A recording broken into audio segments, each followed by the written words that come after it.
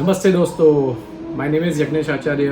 मैं आप सभी का स्वागत करता हूँ। आज से हम शुरू करने जा रहे हैं भगवत गीता का 12वां अध्याय और इस सीरीज़ में मैं आपको कोशिश करूँगा कि भगवत गीता के सारे श्लोक का अर्थ समझा पाऊँ, श्लोक समझा पाऊँ।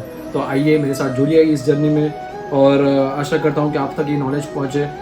तो 12वां अध्याय, जो हम लोग द्वादश अध्याय भी बोलते हैं संस्कृत में, 12वां अध्याय है क्या? बेसिकली यहाँ पे अर्जुन और भगवान श्री कृष्ण का संवाद होता है, ठीक है।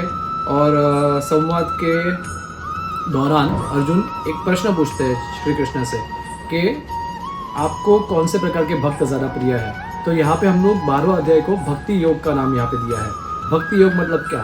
हम लोग जो भक्ति करते हैं संसार में, वो भक्ति हमें कंटिन्यू करनी चाहिए या उसमें कुछ चेंजेस लाना चाहिए। तो यहाँ पे भगवान भक्ति के प्रकार बताते हैं और फिर आगे के श्लोकों में भगवान भक्तों का भी प्रकार बताते हैं कि मुझे कौन से ज़्यादा भक्त प्रिय है। सो आइए हम लोग शुरुआत करते हैं। उससे पहले हम श्री कृष्ण भगवान का नाम ले लें। वसुदेव सुतं देवं कंस चाणूरमर्दनं देवकी परमानंदं कृष्णं वंदे जगद्गुरुं। श्री कृष्णं वंदे जगद्गुरुं। श्री गणपति गजानन भगवान की जय। ओम श्री परमात्मने नमः। श्रीमद्भगवद्गीता अथ द्वादशोऽध्यायः। द्वादश मतलब 12वां अध्याय। अर्जुन उवाच। यहाँ पे प्रथम श्लोक अर्जुन का है। अर्जुन यहाँ पे पूछ रहे हैं, एवं सतत युक्ता ये भक्तास्त्वां पर्युपासते ये चाप्यक्षरम अव्यक्तं तेषां के योग वित्तमाः। अर्जुन यहाँ भगवान श्री कृष्ण से पूछते हैं कि आपको कौन से प्रकार के भक्त ज़्यादा प्रिय है, जो आपकी निर्गुण निराकार स्वरूप यानी कि फॉर्मलेस स्वरूप में आपकी पूजा करते हैं। वो प्रकृति में, झाड़ में, पेड़ में, जीवों में, जंतु में, सभी में आपको देखते हैं। वैसे भक्त आपको ज़्यादा प्रिय है या वो जो आपकी सगुण साकार स्वरूप यानी कि मंदिर में मूर्ति स्वरूप में आपकी पूजा करते हैं। यहाँ पे अपने घर के मंदिर में, बाहर के मंदिर में मूर्ति स्वरूप में आपकी पूजा करते हैं। अब ये दोनों में से कौन से भक्त ज़्यादा श्रेष्ठ है? ये अर्जुन ने हम सब के लिए प्रश्न पूछा है, क्योंकि हमारे माइंड में भी कभी ना कभी ये प्रश्न आया ही होगा। यहाँ पे भगवान कहते हैं, श्री भगवान उवाच मय्यावेश्य मनो ये मान नित्ययुक्ता उपासते श्रद्धया परयोपेतास्ते में युक्ततमा मतः। मुझे उस प्रकार के भक्त ज़्यादा प्रिय है जो निरंतर नित्य मेरी उपासना करते हैं। वैसे भक्त मुझे बहुत प्रिय है। और जो श्रद्धापूर्ण मेरी सगुण साकार स्वरूप में मेरी जो पूजा करते हैं, मेरी भक्ति करते हैं, मुझे ऐसे भक्त बहुत प्रिय है, क्योंकि उनके लिए मार्ग सरल होता है। उनको मेरा ह्यूमन फॉर्म दिखता है, वो अपने आप से मुझे कनेक्ट कर पाते हैं, क्योंकि मेरा कोई फॉर्म है नहीं basically, but they are connecting with me in that human form. वो अपने मूर्ति स्वरूप में मुझे कनेक्ट करते हैं। आगे क्या कहते हैं? आगे के 3 श्लोक जो है वो निर्गुण निराकार स्वरूप में अगर कोई भक्ति करता है तो उनके लिए है। 3 श्लोक है। ये त्वक्षरम निर्देश्यम अव्यक्तं पर्युपासते सर्वत्र गम चिन्त्यं च कूटस्थमचलं ध्रुवं सन्नियम येन्द्रियग्रामं सर्वत्र समबुद्धयः ते प्राप्नुवन्ति मामेव सर्वभूतहिते रताः क्लेशोऽधिकतरस्तेषाम् अव्यक्तासक्तचेतसाम् अव्यक्ता हि गतिर्दुःखं देहवद्भिरवाप्यते। भगवान श्री कृष्ण यहाँ पे कहते हैं, जो मेरे निर्गुण निराकार स्वरूप में उपासना करते हैं, which is the formless aspect of the absolute truth, which is imperishable, जिस रूप हम डिफाइन भी नहीं कर सकते, जो अकल्पनीय है, सर्वव्यापी है, जो बदलता नहीं और सदैव स्थित है, सभी में स्थित है।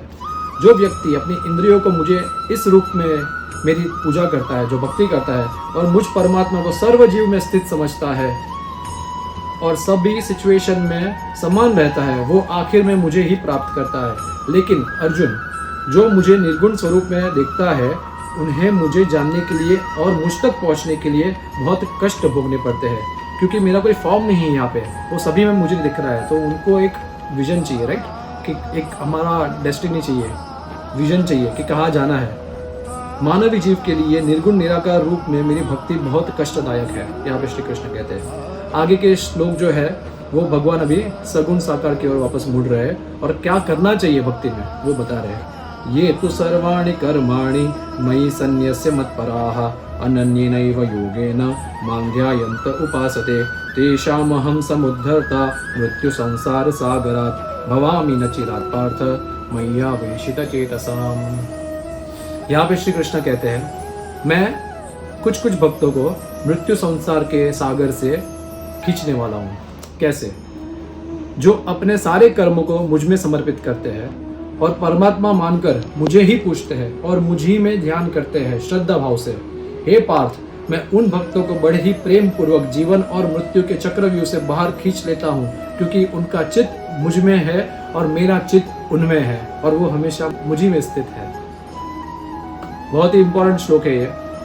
हम अगर प्रभु की आराधना कंटिन्यूस करें, उन्हीं में चित्त लगाए, उन्हीं में अपना बुद्धि मन लगाए, तो मतलब क्या, कभी कभी आपके आंख से अश्रु बहने लगेंगे, अचानक आपने कुछ सोचा भी नहीं होगा।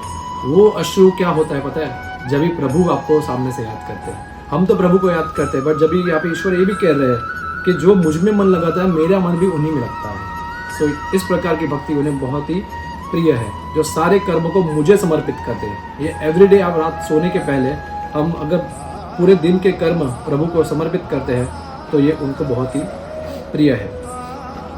आगे 8वां श्लोक। मय्येव मन आधत्स्व मयि बुद्धि निवेशय निवसिष्यसि मय्येव अत ऊर्ध्वन्न संशयः। मन को मुझ में स्थित करो अर्जुन, और अपनी इंटेलिजेंस, अपनी बुद्धि को मुझी पर लगाओ और समर्पित कर दो मुझे। इस बात में कोई संशय नहीं है कि तुम मुझी में रहोगे सदैव।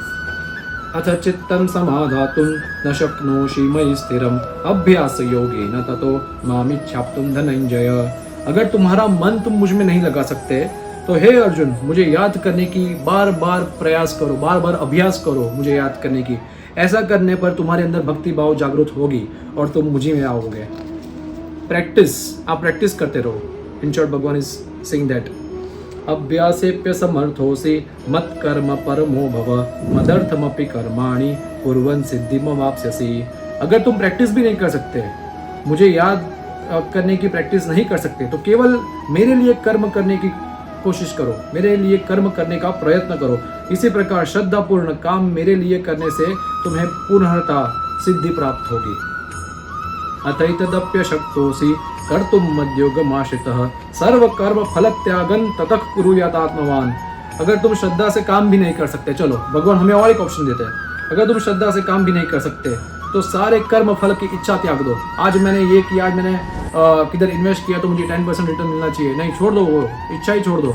इन्वेस्ट कर दिया, अपने काम कर दिया, अभी आगे बढ़ो, दूसरा काम करो। भगवान यही करे, क्योंकि सर्व कर्म फल त्याग जो हम लोग इच्छा जो रखते हैं, अगर वो इच्छा ही त्याग कर दे तो उससे हमें शांति मिलती है और आप खुद में स्वयं में स्थित हो जाते हो।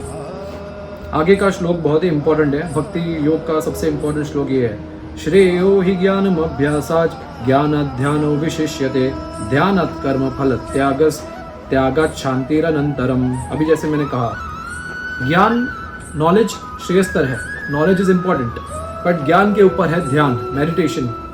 ज्ञान के ऊपर, नॉलेज के ऊपर है मेडिटेशन, क्योंकि मेडिटेशन से आप खुद को जान पाओगे। और ध्यान से भी ऊपर है कर्म फल का त्याग। मेडिटेशन भी नहीं कर पाते हो आप, तो कर्म फल का त्याग कर दो। कर्म फल के त्याग से आपको निरंतर शांति का अनुभव रहेगा, क्योंकि त्याग से तुम्हें परम शांति मिलेगी। यहाँ पे कह रहे हैं ईश्वर, परम शांति मतलब क्या? हम महादेव जैसे बन जाएंगे, जो सर्वदा परम शांति में आनंदित स्थित है। वैसे अद्वेष्टा सर्वभूतानां मैत्रक करुण एव च निर्ममो निरहंकार सम दुख सुख क्षमी संतुष्ट सततं योगी यतात्मा दृढ़ निश्चयः मयि अर्पिता मनो बुद्धिर यो मद भक्त समे प्रियः। अभी यहाँ तक भगवान कह रहे हैं कि भक्ति कैसे करनी चाहिए। अभी यहाँ पे अभी के जो आगे के श्लोक आएंगे उसमें भगवान कह रहे हैं मुझे किस प्रकार के भक्त प्रिय है। वे भक्त मुझे बहुत प्रिय है जो सब जीवों में मैत्री भाव रखते हैं और सबके प्रति दयालु होते हैं, जो ना तो मोह और ना ही अहंकार में फंसते हैं और जो सुख दुख को समान समझते हैं, जो हमेशा सभी को माफ करते हैं और जो सदैव ही संतुष्ट रहकर दृढ़ निश्चय से मुझ में ही स्थित रहते हैं और अपने मन और बुद्धि को मुझी में स्थित करते हैं। हे पार्थ, ऐसे भक्त मुझे बहुत प्रिय है। आगे का श्लोक, यस्मान्नो द्विजते लोको लोकान्नो द्विजते च यः हर्षामर्ष भयोद्वेगैर् मुक्तो यः सच में प्रियः। जो भक्त ना किसी को अप्रियता का अनुभव करवाता है, ना किसी को अनकंफर्टेबल करता है बेसिकली, और ना वे किसी के कुछ कहने या करने से प्रभावित होता है। किसी ने मुझे ये कह दिया, किसी ने वो कर दिया, अरे यार इसको मैं जवाब दे के दूंगा, नहीं, ऐसा नहीं। जो हर्ष और दर्द दोनों में समभाव रखता है, डर और एंजाइटी से मुक्त है, ऐसे भक्त मुझे बहुत प्रिय है। यहाँ पे ये भगवत गीता 5000 साल पूर्ण कही गई है श्री कृष्ण द्वारा, बट आज भी हम इसे कनेक्ट कर पाते हैं बिकॉज बहुत ही प्रैक्टिकल है। तो ऐसे भक्त उन्हें बहुत प्रिय है। अनपेक्ष सुचिर्दक्ष उदासीनो गतव्यतः सर्वारंभ परित्यागी यो मद भक्त मे प्रियः, जिन्हें संसारी लाभ से कोई मतलब नहीं है, बाहर और अंदर से पूर्णता पवित्र है, free from all selfish डिड्स in all undertakings, ऐसे मेरे भक्त मुझे बहुत प्रिय है, जो अपने बारे में नहीं लोक कल्याण के बारे में सोचते हैं। यो न रुष्यति न द्वेष्टि न शोचति न कांक्षति शुभाशुभ परित्यागी भक्ति मान्य समे प्रियः, जो सुख मिलने पर सुखी नहीं होते और जो मानवीय दुख को दुख नहीं समझते, ना ही वे लाभ और हानि अच्छे या बुरे कर्म में फंसते हैं, हे अर्जुन ऐसे भक्त मुझे बहुत प्रिय है। समशत्रौ च मित्रे च तथा मानापमानयोः शीतोष्ण सुख दुःखेषु समसंग विवर्जितः तुल्य निंदास्तु तिर्मौनी संतुष्टो यो न केनचित् येन केनचित् अनिकेत स्थिरमतिर् भक्तिमान में प्रियो नरः, जो किसी के साथ तुलना नहीं करते, जो किसी की निंदा नहीं करते, जो हमेशा मौन रहने को पसंद करते हैं, जो हमेशा संतुष्ट है, जो मित्र तथा शत्रु, मान या अपमान, जय या पराजय, सर्दी या गर्मी और सब प्रकार के गलत संगति से दूर रहते हैं, जो ना किसी की निंदा करते हैं और ना किसी से अपने आप को तोलते हैं, मैंने आपको बताया अभी, जो सदैव ही अपने आप में स्थित है एंड हमेशा सेटिस्फाइड है, और जो बुद्धि को मुझी में लगाते हैं, बारंबार भगवान यही कह रहे हैं बुद्धि को मुझ में लगाओ पूर्ण श्रद्धा भाव से, ऐसे भक्त मुझे बहुत प्रिय है पार्थ। आखिरी श्लोक 20वें श्लोक पे जाते हैं। ये 13 से लेकर 19 श्लोक तक भगवान ने हमें भक्तों के प्रकार बताए। अभी ये आखिरी श्लोक है। ये तु धर्म्यामृतमिदೈ यथोक्तं पर्युपासते श्रद्धाना मत्परमा भक्तास्तेतिव मे प्रियः। ये जो मैंने ऊपर के 19 श्लोक में जो भी ज्ञान दिया है, वो श्रद्धा पूर्वक जो भक्त एवरीडे अपने रूटीन में करता है, ऐसे भक्त मुझे बहुत प्रिय है और वो एंड में मेरे पास ही आएंगे। ओम तत्सदिति श्रीमद्भगवद्गीतासु उपनिषत्सु ब्रह्म विद्यायां योगशास्त्रे श्रीकृष्ण अर्जुन संवादे भक्ति योगो नाम द्वादशोऽध्यायः। ओम श्रीकृष्णार्पणमस्तु।